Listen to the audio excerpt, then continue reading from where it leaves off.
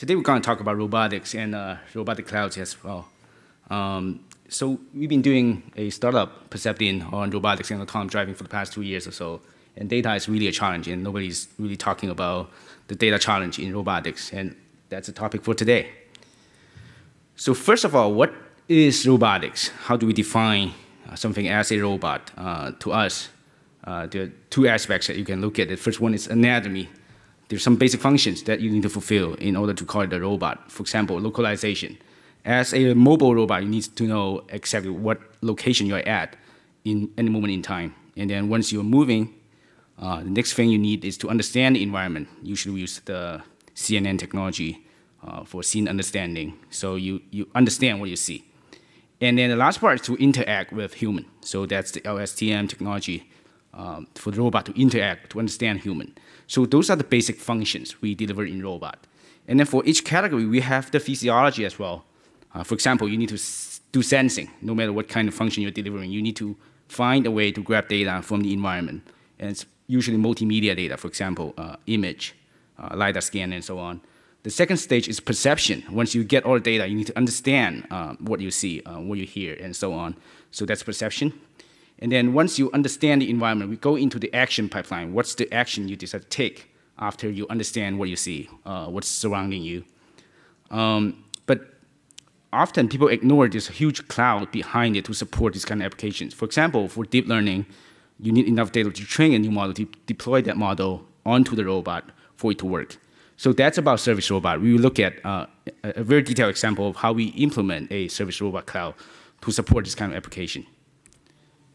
The second one is more exciting, and it's more popular topic today. It's autonomous driving.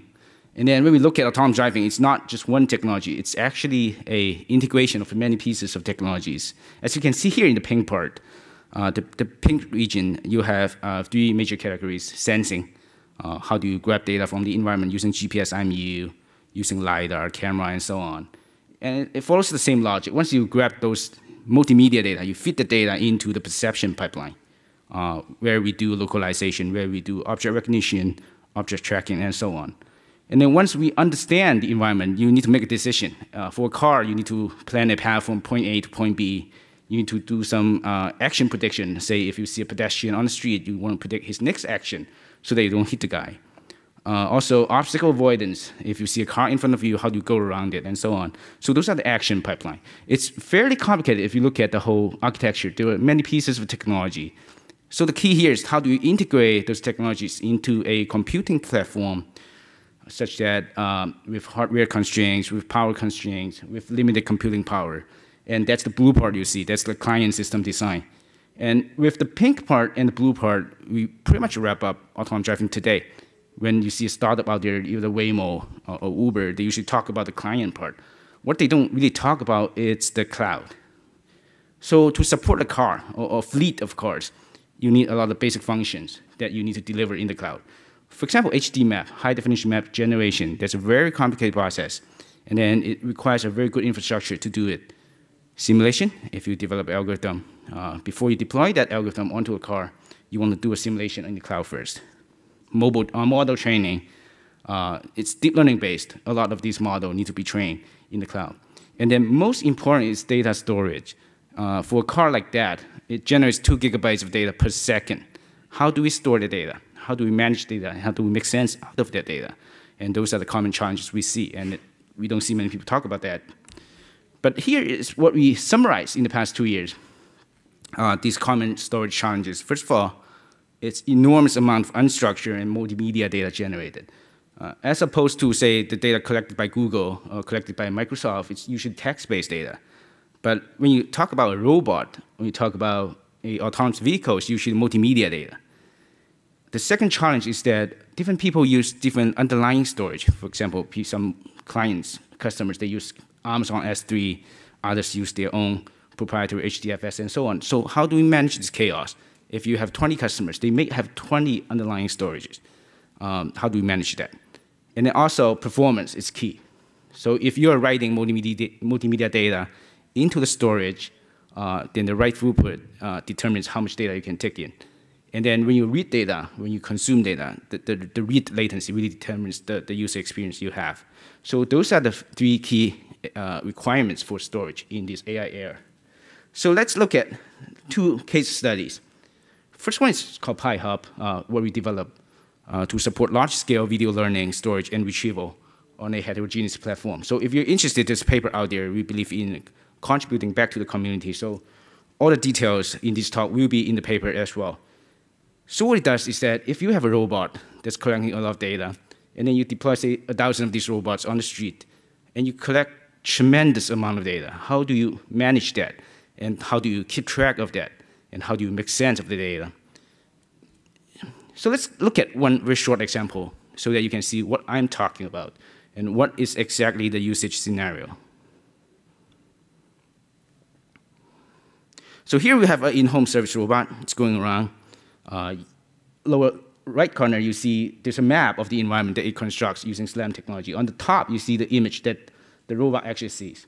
So it's autonomously navigating in our office, collecting video data, and do obstacle avoidance for this one, which require raw data for training purposes and so on. And then we will see the deployment of this kind of robot in the near future. And we see a lot of them. And then the way we build it, it's a very lightweight edge computing device. It's a cell phone, a Samsung Galaxy cell phone equipped with 2 cameras. So it's collecting huge amount of data. The question becomes, how do we make sense of data? A very specific scenario. We have this video capturing mobile robot. The data gets fed into the PyHub storage engine. And then what we see is that there's a map of the environment. And then in the maps, as the robot moves around, you actually extract labels of the environment. Say at that corner you see a sofa, then you want to label that there's a sofa in the specific location of the map. And then down there you see a door, you want to label that that's a door. So next time the robot sees a door, it may take a different action compared to a sofa. A sofa, you want to go around it, door, you want to go through it. So these different kind of data help you to understand your environment, how to make better decisions. So in detail, how do we implement this whole cloud infrastructure? It's fairly complicated if you look at it. On the top corner, you have these robotic devices, image-based robotic devices, collecting data for you. Then the first thing you do is to upload the data to some streaming server. We have the schema here. You have the session ID. You have the time the data was collected. You have the location. And you have the video itself. And then once it goes through the streaming server, the first thing you do is to learn from the video that you collect or to extract the labels you have. So that we have what we call the learning stage, the first huge arrow you see over there. That's the learning stage, which feeds the data into the object recognition engine to extract raw labels. The next stage, you want to memorize what you see. So that's the memorization stage we see. Once you have the label, you have the raw data, you try to persist it into the storage layer. Here we use Alluxio for several reasons we will talk about later. Then once you have persisted those data, now you have search capabilities. For example, if you see a cat in the video, you no longer have to go through the video to find where did I see the cat. The label will tell you at this specific time there's a cat in this video, and the location happens in where, maybe somewhere in your kitchen. Then you can use very rich set of keys to do your search. You have the object, you have the location, you have the time. And that's the recall stage, such that we have a query engine and business analytics engine to pull the data out based on some search keys. So that's really important when we do large-scale video analytics. So let's go through the stages one by one. Learning, first of all, it's fairly simple if we just break it down. You have a video, you want to feed it to some learning pipeline. Here we use Cafe. We just pull some networks, for example, fast RCNN, to generate a label, and then we feed that to the KV store. Notice that the KV store only stores the meta information about a video. The key is just a bunch of labels that you generated. And then the value is a link to the Alluxio storage, so that you can reference and index whatever that's in your underlying storage. So that's the learning stage. Once that's done, you get the label, you get the raw data. It's about how you manage the data in the next stage. So let's look at it. The next stage, we have this storage infrastructure. Very interesting infrastructure indeed. We have the MongoDB that stores the raw data, and then we have the persistent storage, Alluxio. And then here is why we use Alluxio, actually for 2 reasons. First of all, like I said at the very beginning of the talk, you have different underlying storage mechanisms from different customers. So if you build a vertical infrastructure for each of those, you cannot scale. If you have 100 customers, then you have 100 teams to build different infrastructure for them. So we need a unifying way to manage all underlying storage. In this case, we use Alluxio to do that. Second of all is performance. Alluxio has this tier storage mechanism. It works just like a CPU cache. You have the top level memory, then next level you have SSD, then disk, and so on.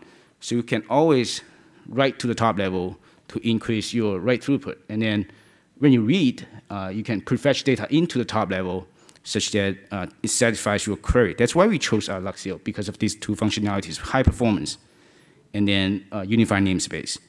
So that's how we did the storage layer. So the memorization stage is a write to the storage layer. The recall stage, it's a read from the storage layer. Very interesting. Well, next, let's look at performance. So we have three services: learning, memorization, recall. First of all, we look at detection. If you have a fairly well GPU card, and then your image is not crazily large, then usually you can do a detection within 100 milliseconds or so. In this case, it's 160 milliseconds on average. Very stable performance. If you look at it, you don't see big jumps in the curve after we stress the whole pipeline. Then we look at copy throughput. So that's really about write performance. We compare raw remote HDFS, such as directly write to some customer's HDFS storage engine remotely. And compared to using Alluxio, we see about 50x performance gain because of the caching effect. You're writing to your cache, and then let the cache handle the syncing for you.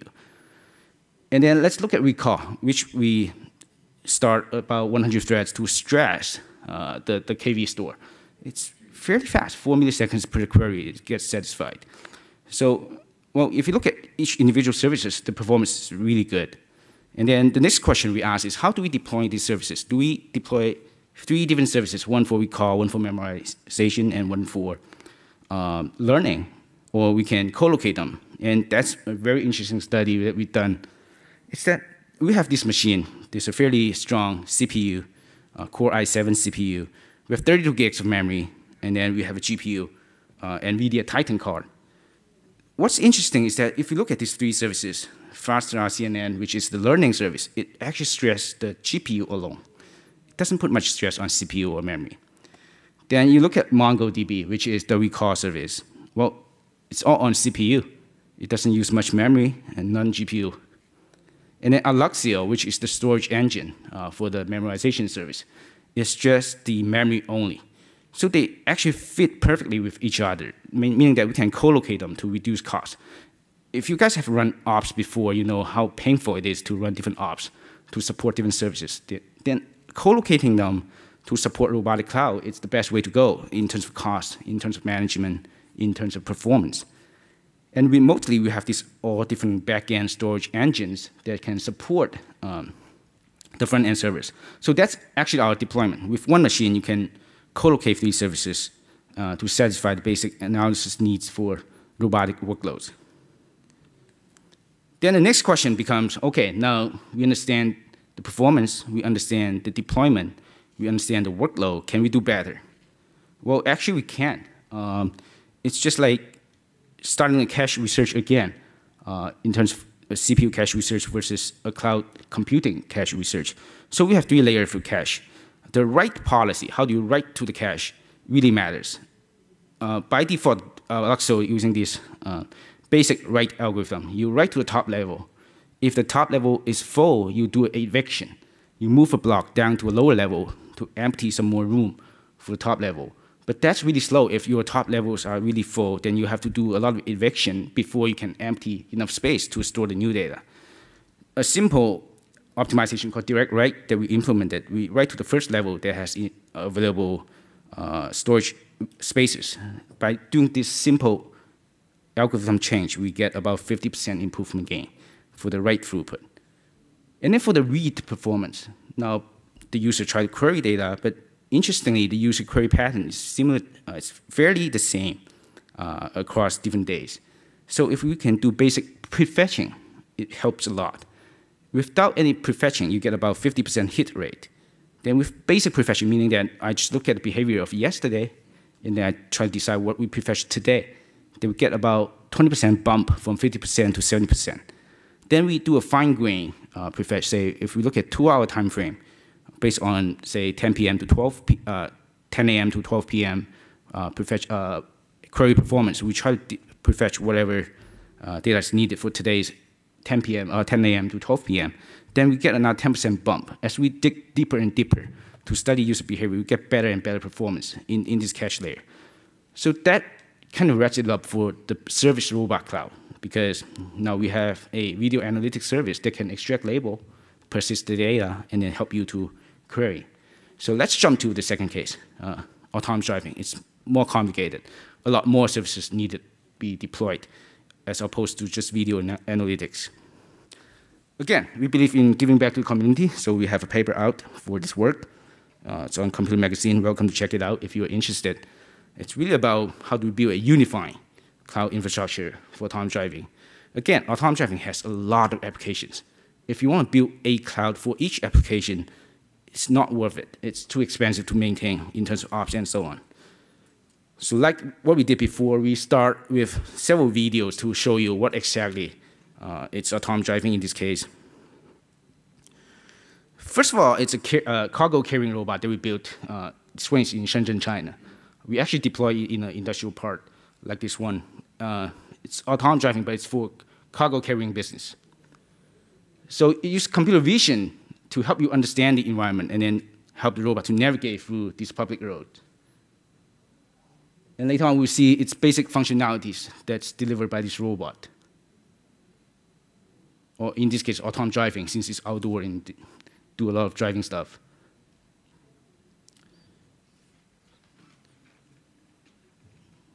So the reason that it's in tank shape is because it can carry huge weight using the tank shape. If you use wheels, then it cannot carry much. So basically, we have 4 cameras to capture the environment data. And then we feed data into this GPU device that's on board. And then once we have that, we feed the data into the storing engine locally. And the key of success, how we enable this is that because we have 4-way synchronization of hardware, these camera hardware sensors, such that we can keep track of what we see surrounding the robot, 360-degree with spatial information. So here are some basic functions. First of all, it's navigation. That's the very basic function you need as you build a autonomous vehicle. You need to know exactly where you are at any moment in time.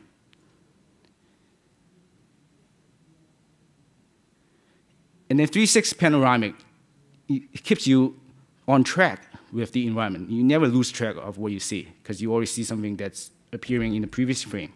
And here we have deep learning. We need to recognize the car, and we can tell you how far away the car is from you, because we have 2 cameras facing forward that can give you a spatial information. And more importantly, as we mentioned at the beginning of the talk, there needs to be a map to support this kind of function.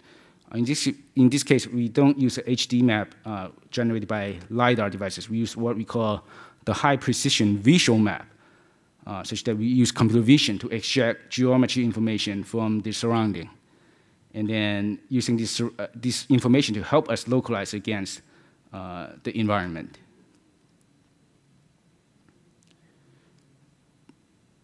So this is a spatial layer map. So you actually see the contour of the building in front of you, as you can see later. By using this spatial geometric information, we can help the tank to localize itself. But what we see here are all client-side or edge-side computing, but there is a huge cloud behind it in order to support this kind of function. There's no way you can construct a map like this on device. It just requires too much computing power, too much information. So the autonomous driving cloud needs to support this.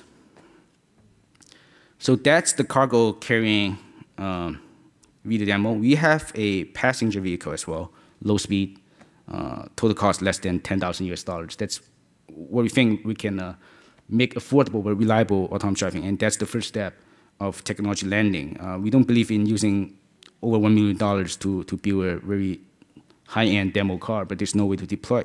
So that's our that's what we call the planning and control demo. You have the car drive itself around this loop so that you understand or the car understands how to navigate through the environment all by itself.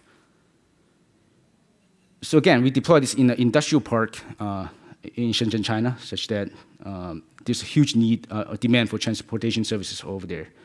And as you can see, on top of it, it's the same camera device, what we call the Dragonfly device. It has 4 cameras. Next to it, the white thing, it's a GPS receiver. So we use computer vision plus GPS to help you localize. Around the car, we have some different sensors for obstacle avoidance and so on. So that's a $10,000 car, but behind it, you have a very strong cloud support like this one. And we explain why do we need this architecture to support these different services, what kind of basic components are needed. The fundamental layer, it's all storage. When we talk about AI, it's all storage. You need to keep as much amount of raw data as possible, the multimedia data. And then, unfortunately, the raw data size is tremendous. So we need to build a very good distributed storage layer as a fundamental layer. In this case, we use Alluxio. And then next, it's the compute layer. It's really expensive to maintain a server in the cloud. So you want your server to have very high throughput. And the way to do it is through heterogeneous computing. You need to use whatever resource that's available on the machine. And you want to reduce the number of machines you maintain. We have GPU, we have FPGA. But if you program individual components, it's pain in the ass. So we use OpenCL to map different algorithms onto these heterogeneous components. So that's what we call the distributed computing network. And then only on top of that, you can build your applications. It can be HD map creation, it can be simulation, it can be model training, and so on. So let's look at distributed computing to start with. How do we manage? First of all, how do we manage heterogeneous computing resource? So that means you need a scheduler or resource manager that's aware of which machine has what kind of resource. Yarn does perfectly that, Apache Yarn. So Yarn, it's a resource manager that keeps track of what kind of machine has what kind of resource, what's the utilization, and so on. And then the red part is pretty much Spark. We use Spark plus Tachyon, Alluxio plus OpenCL plus Yarn framework. So Spark's really good at dispatching the work and performing the computing workload. But if you just look at Spark, it cannot send a workload to GPU, cannot send a workload to FPGA. So you need a hook. The hook here is OpenCL kernels that can be deployed to different kind of devices using the native interface. So we kind of hook it up. We hook up the heterogeneous component with OpenCL, and the OpenCL kernel is hooked up with the Spark worker or slaves in this case. And then we have the master managing them. And then the master will be talking to Yarn about requesting resources. So that's the basic infrastructure for supporting computing. So the second infrastructure we need is storage. Really, I can't stress this enough. Heterogeneous storage, in reality, it's a huge pain. So we can build 3 services, or we can build one service for each application. Say HD map creation, we can build one service. We can build one service for simulation. They can be all independent, but that requires a vertical set of storage engine and compute engine. There's no way to share data. So Alluxio, what's good about it is to give you this unified interface so that you can use the same interface to manage many different underlying storage engines. And then because of this tier storage feature, it gives you very good performance. In this case, we use a query to test the performance. We use raw MapReduce. We use Alluxio on the very right side, the small bar over there. It's 30 to 50x speed up consistently. We have tested this many times. So that's why we chose this as the default entry point for storage. So it acts as a cache and as a storage management engine. So now we have talked about the compute framework. We have talked about the storage framework. Let's talk about applications. Distributed simulation, why do we need it? Say you are a software engineer, you develop a new algorithm. You say, hey, let's try it on the car. No way. First of all, it's too dangerous. We don't know what's in the algorithm.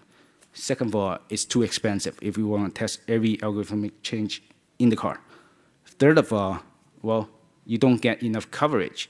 So the usual way to do it is to do simulation. The way to do simulation is, well, all these autonomous driving companies, they usually use what we call the ROS framework, the Robotic Operating System Framework. So using this framework, you can collect data. You can put your algorithm within the framework. You can replay the data and see the algorithm works. But if we do it on one machine, it takes forever to cover all the test scenarios. So the way to do it, why not just use Spark to distribute the data? We cut the data into chunks, and then for each worker, there's a ROS node to work on some data. So the key here is, first of all, how does Spark consume multimedia data? So we wrote the engine for it to consume multimedia data. Second of all, is how does Spark communicate with the ROS nodes? Each machine, say, has a ROS node, then we use Linux pipe to send command and send data through this pipeline to trigger the ROS node to do simulation. And then at the end of the day, we collect the data back to the driver, say, hey, here are the test results, and so on. So that's how we build our distributed simulation framework on top of the computing framework and on top of the storage framework. HDMap, well, there's some very hot startups out there today that's doing map, but what exactly is doing map? Well, HDMap, if you look at the pipeline, it's a very long pipeline, it's very complicated, a lot of data sharing. First of all, you get the raw data. The raw data is coming from the LiDAR sensor that captures the geometry of the surrounding. If you look at the middle figure and the figure on the right, it's actually LiDAR scanning. So you get frames of LiDAR. Then the first step is to convert the raw data into what we call the point cloud, the 3D representation of the space. Then you get many frames of the point cloud. The next thing is, well, you don't get a map. It's just individual frames of point clouds. The next thing is to align them and stitch them together into a map. Once you have that, then you clean up the data. You do what we call the reflectance. Because when you look at a LiDAR scanner, it shoots a beam of laser to some object and then measures its reflectance. So, for example, wood and metal, they have different reflectance. That's how you use LiDAR to tell what kind of object you might be seeing in front of you. So that's what we call the reflectance map. On top of that, we do labeling. So we need lane information, we need traffic sign information, and so on. And at the end of the day, you have what we call the high precision map. So that's a very long process. Well, if we do this, we can build a service for each stage, but then there's no way to share intermediate data. As opposed to that, we can have a unified computing engine, which is Spark. They can do an RDD form to share data, passing data from one stage to the next. And then we have Alluxio to store all the raw data that you can pull raw data up and do a computation. That really speeds up the whole process. That's why we need a unified framework for different applications. Lastly, deep learning. Well, no matter you're a robot or you are an autonomous vehicle, you need deep learning models to give you intelligence. That requires training. There are a lot of training frameworks out there. So that's what we have built 2 years ago. It's based on Baidu's Paddle framework. And then on top of it, we bind Spark to it, such that Spark does the management. It deploys different nodes. And then we have each node, we have a Spark executor holding a Paddle trainer. And then this Paddle trainer all talk to the Alluxio primary server because in-memory storage that can be shared across these different machines. That really speeds up your training process. And that's the basic framework. Again, it's building on top of a unified compute engine and a unified storage engine. And then, as we have seen through these slides, we have 3 basic applications: HD map generation, deep learning model training, as well as simulation. More applications to come in the near future as we deploy more autonomous vehicles. So, very short conclusions. What we have learned in the past 2 years when deploying cloud services for robots. First of all, distributed storage, it's the fundamental layer because it really depends, it's data-driven. When we talk about AI, it's data-driven. It's how well you store your data, how well you manage your data is key. Second, you must have a way to keep the hot data available for low latency, for high throughput. So if you don't have this layer, then the whole pipeline becomes really slow. Third of all, it's not obvious, especially when you look at academic papers, it's not obvious. But if you talk to an operations guy, well, it's heterogeneous storage engine down there. How do you manage the chaos? Do you have a unified interface for you to abstract away all this detail underlying? So that's really important. It turns out Alluxio fulfills these requirements. That's why we chose Alluxio as our default storage engine. And then if you look at the whole ecosystem, Alluxio as storage, Spark, and other distributed engine as the compute engine, once you have these 2 fundamental layers, storage and computing, on top of it, you can build a lot of different services to support robotic, to support autonomous driving, and so on. So that's it. That's the end of my talk. I'm open to questions if you have any.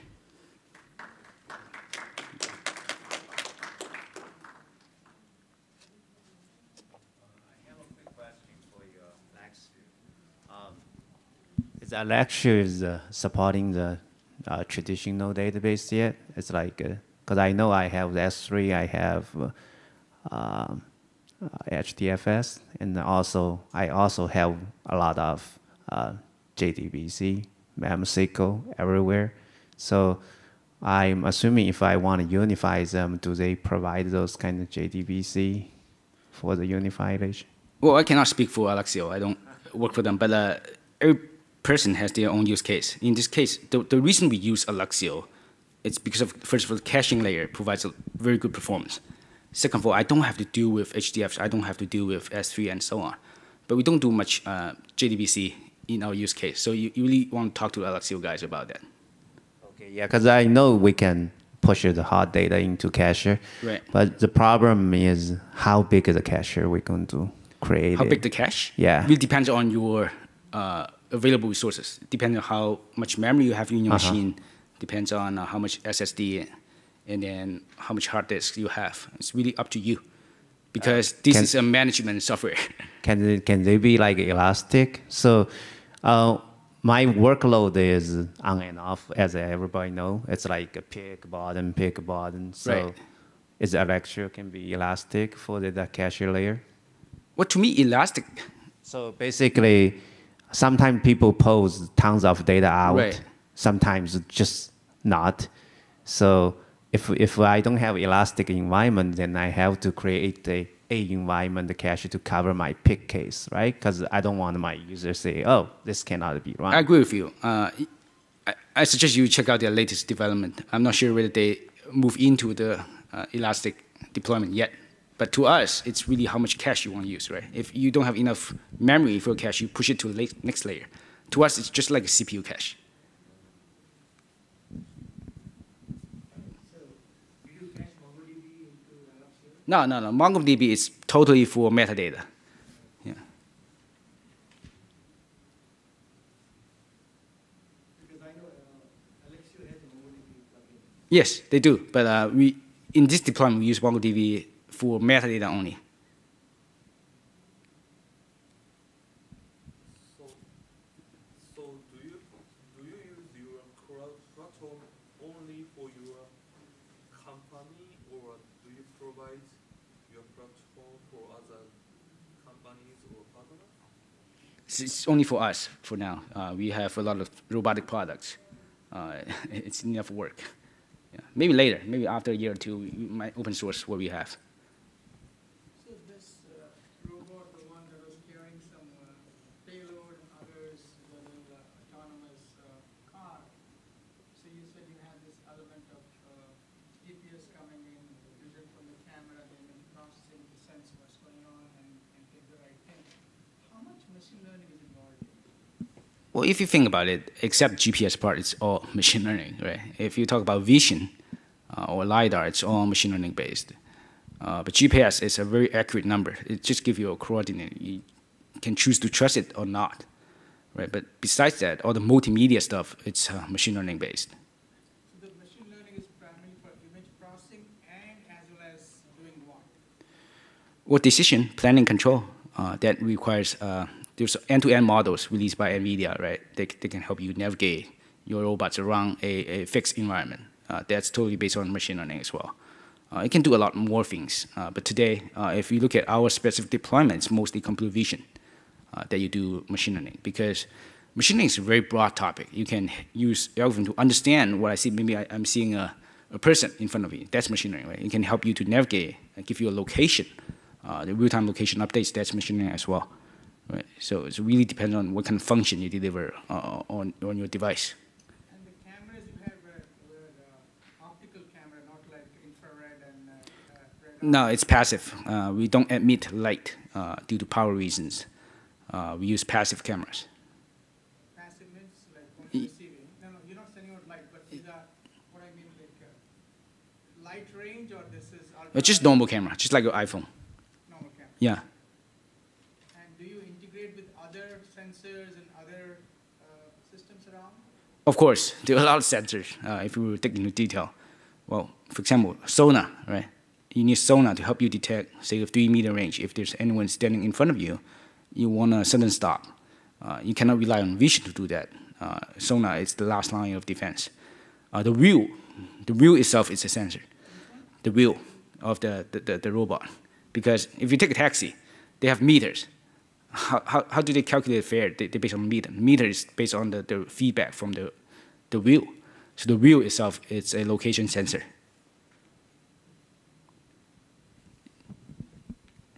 You didn't talk much about the kind of the decisions that the robot's going to be making, like the different hierarchical levels of this, like weather planning, obstacle avoidance, moving a wheel type thing, and when there's a conflict between the models that maybe each of these layers employs, like the wheel tries to turn and it slips, or it tries to avoid an obstacle and now its entire path to its destination is blocked.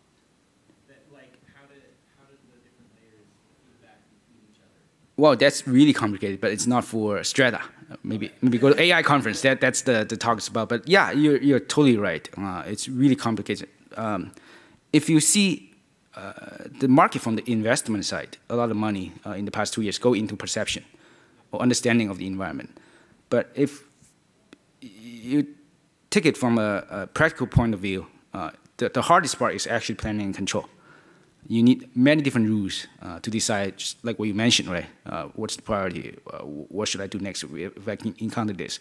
And that's why I think Waymo, it took them about 8 to 9 years before they can really ship a car. They are still not shipping yet, but it's building up all the different rules, right? Only if you have enough rules that you can actually deploy a vehicle on street for safety reasons. That's the hardest part. But that's a totally different topic. Maybe it belongs to an AI conference. But this one is a data conference. That's why we did not talk much about that.